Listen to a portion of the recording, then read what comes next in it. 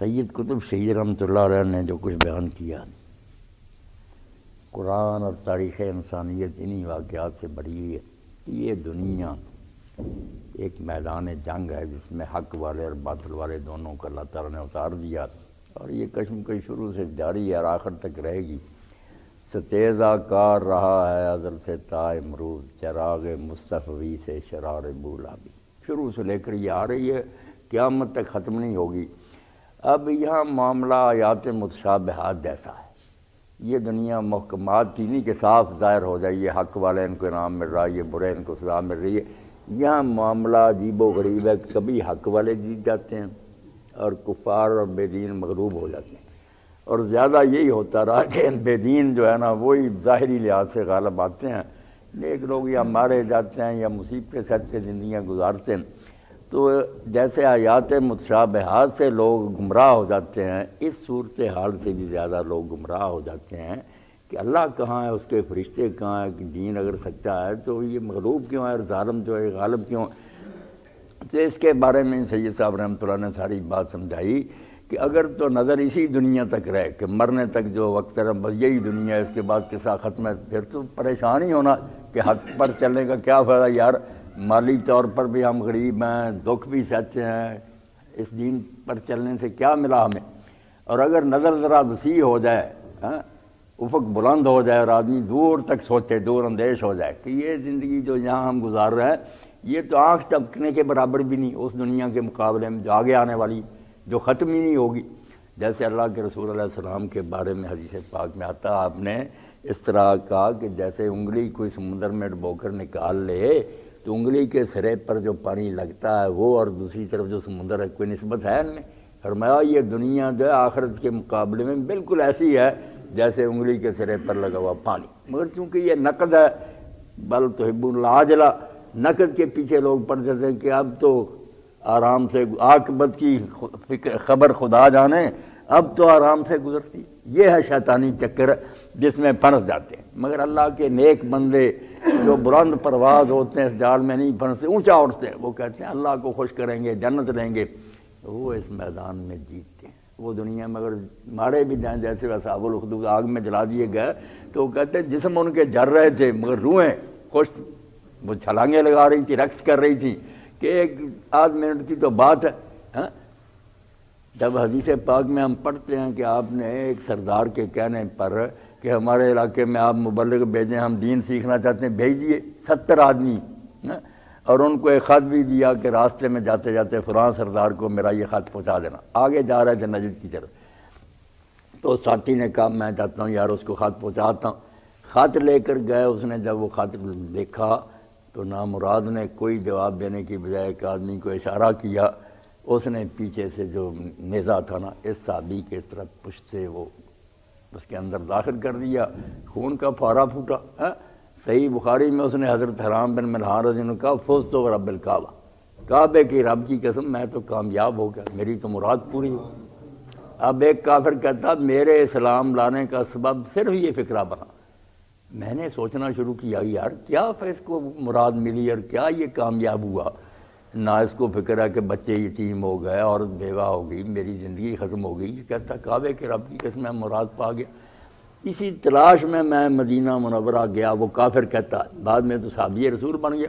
تو حضور سے جا کر میرا تو پتہ چلا کہ تم اس دنیا کی فانی زندگی میں ہی الجھے رہتے ہو کہ یہاں کی سوچتے رہتے تھے، یہ تمہیں یہی بات نظر آتی کہ یہ گھاٹے کا سودا، اگر پتہ چل جائے کہ یہ تو ایک خواب ہے جو یہاں دیکھ رہے ہیں جس کو ہم موت کہتے ہیں، جب آتی ہے تو یہ خواب ختم ہو جاتا، حقیقت کھل جاتی ہے کہ کہاں ہیں وہ مکانات اور کوٹھیاں اور بنگلے اور بال بچہ جس کے پیچھے میں پڑا ہوا تھا، کچھ بھی نہیں ساتھ جاتا پھر۔ تو اسلام لے آنے کا سبب کہتا صرف اس اللہ کے بندے کا یہ جملہ ہوا کہ کعبہ کے رب کی قسم میں مراد پا، مگر یہ کہہ تو وہی سکتا نا جو اللہ کے دین میں بالکل فنا ہو جائے اور آخرت اس کے سامنے ہر وقت گھومے، وہ ہر وقت جیسے ایک صحابی رسول علیہ السلام سے آپ نے پوچھا کہ بھائی تم نے صبح کس حال میں کی، کہنے لگا الحمدللہ مومن، فرمایا ہر شے کی کوئی علامت ہوتی، تم اپنے ایمان کی علامت بتاؤ، کیا نشانی ہے تمہاری؟ اس نے کہا اللہ کے رسول بالکل ہر وقت میرے سامنے ایسے ہے جیسے دوزخی چیخ رہے ہیں اور میں ان کی چیخیں سن رہا ہوں، جنتی خوشیاں منا رہے ہیں اور میں ان کی نعمتیں دیکھ رہا ہوں. فرمایا ہاں یہی صاف ایمان ہے. تو جب اس حد تک آدمی پہنچ جاتا قرآن پڑھ قرآن کا کوئی صفحہ صدر آخرت کے ذکر سے خالی ہے. آپ دیکھیں گے کسی نہ کسی بہانے سے اللہ تعالیٰ بات یہاں ہی لے آئے گا. طلاق نکاح کے مسئلے بھی ہوں گے, اس میں بھی آئے گا کہ یاد رکھو تم نے ایک دن اللہ سے ملنا ہے, وہاں کہے گا تاکہ خاوند بیوی بھی آپس میں اگر ظلم و زیادتی کریں سوچتے رہیں کہ اللہ دیکھ رہا, ان اللہ کان علیٰ کبیرہ. تو ہر جگہ تجارت کی بات سن لیں, گھر میں کوئی آدمی اجازت لے کر جاتا وہاں کا عورتیں ہیں, اگر تاڑ کر تم دیکھنا شروع کرو گے جان لو اللہ جان رہا, تم نے اللہ کے پاس جانا. تو یہ بات اس طرح قرآن مجید میں سمائی ہوئی ہے جیسے پھول کی پتیوں میں خوشبو سمائی ہوتی, کوئی جگہ خالی نہیں. یہ ٹارگٹ سامنے ہے, حساب ہونے والا تمہیں. اس لیے جو لوگ قرآن کو پڑھتے تھے, اللہ کے رسول اللہ علیہ السلام نے اس وقت نہ کوئی کتاب اور دی لوگوں کو, نہ کوئی مدارس, نہ جامعات, صرف یہ قرآن تھا جو بار بار سنایا گیا.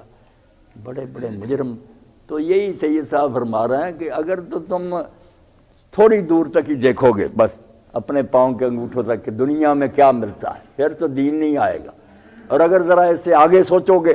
کہ یہ تو بات ختم ہو جانے والی ہے, دکھوں میں بھی رہوں گا, دکھ کب تک رہیں گے, موت آ جائے ختم ہو جائیں گے. مگر آخر میں جو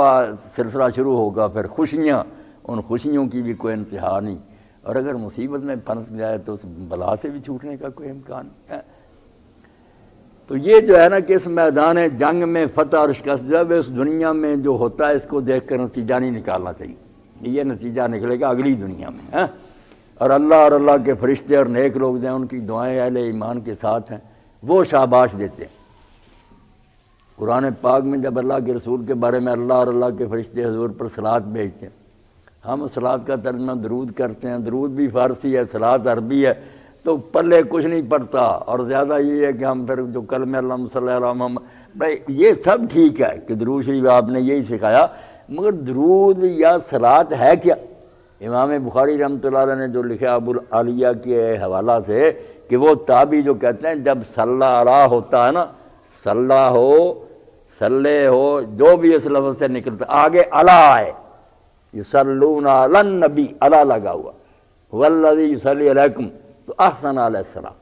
شاباش دینا, بلے بلے کہنا, واہ واہ واہ, تعریف کرنا, تالیاں بجا دینا. جیسے کسی کھلاڑی نے اچھا کھیل کھیلا, اللہ اکبر, اللہ اگر کمال کر دی, اللہ کے فرشتے حضور کو داد دیتے, تحسین کرتے کہ آپ نے جو کارنامہ سر انجام دیا یہ کوئی انجام ہی نہیں. اللہ کی تعریف اور اللہ کے فرشتوں کی شاباش, اس سے بڑا کوئی انعام بھی. اور یہی اہل ایمان کے لیے بارے میں والذی یصلی علیکم وملائکۃ, اور خوش ہو جاؤ تمہارے رسول پر, اسی نہیں صرف تم پر بھی اللہ اور اللہ کے فرشتے صلوات کرتے جب تم کو اچھا کام کرتے ہو, وہ بھی پلے پلے کہتے.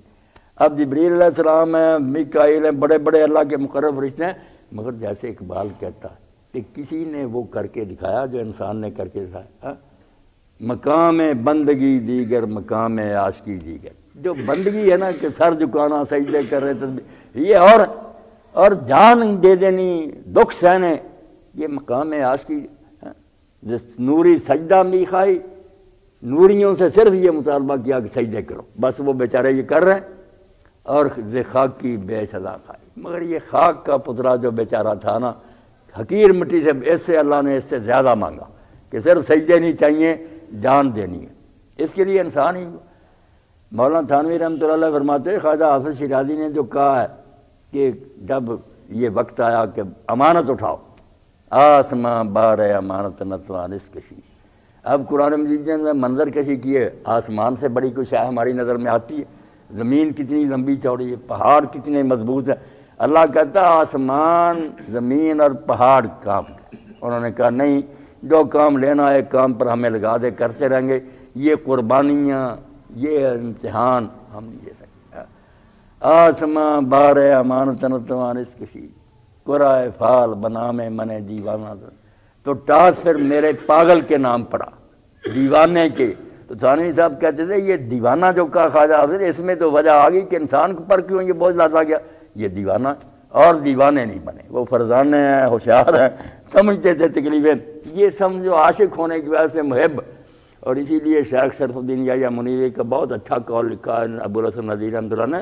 کہ وہ کہتے ہیں سارا قرآن حدیث کھنگال لو،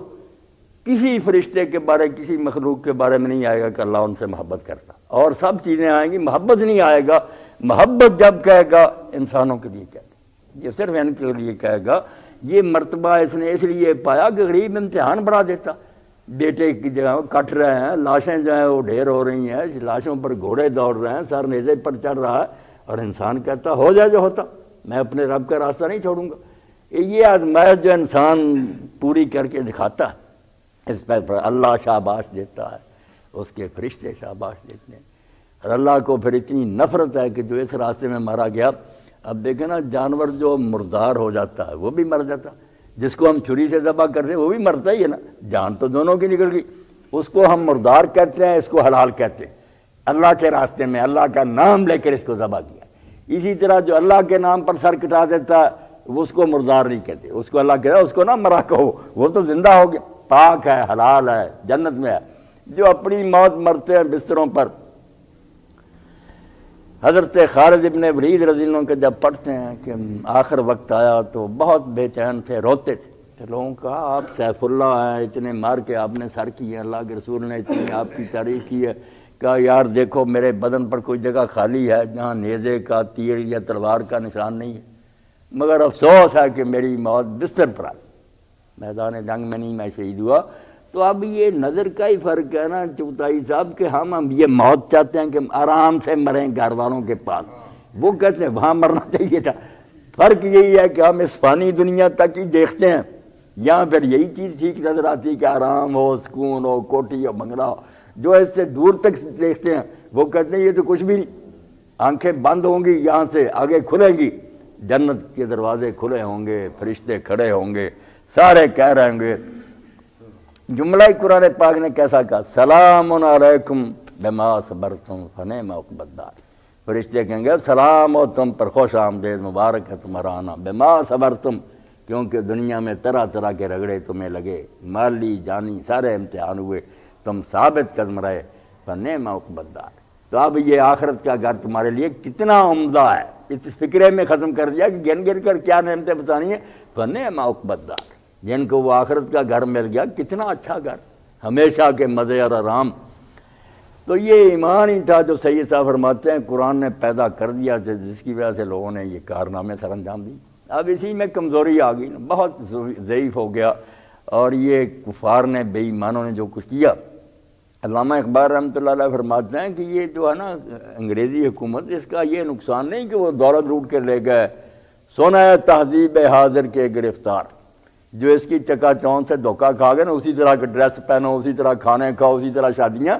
سونا ہے تہذیب حاضر کے گرفتار، غلامی سے بدتر ہے بے یقینی۔ ہمارے یقین انہوں نے کمزور کر دیے، ہر اچھا پڑھا لکھا بھی اس کا بھی وہ ایمان نہیں رہا، پہلے کوئی آخرت کے بارے میں شک میں، اللہ تعالیٰ کے بارے میں شک میں ڈالنے والی کتابیں پھیلا رہے ہیں۔ اور بچے نے کتاب مجھے دی اللہ کی تعریف، وہ کیا لکھا، یعنی ایک عورت نے لکھی، اب ترجمہ یاسر جاوید، یہی ہے کہ ایک افسانہ۔ لوگ پہلے بہت کو پوچھتے تھے بتوں وغیرہ کو، اب گھٹتے گھٹتے ایک پر آ گئے، ایک بھی کہیں نہیں، اپنی جہالت سے گڑاؤ، کہاں ہے خدا؟ یہ پاکستان میں چھاپتے، یعنی ایسے بے ایمان ہے، غلامی سے بدتر ہے بے یقین، یقین چلا گیا۔ تو دینی تحریکوں اور جماعتوں کو اصل جس چیز کی طرف دعوت دینا چاہیے وہی ہے، یا ایھا الذین آمنوا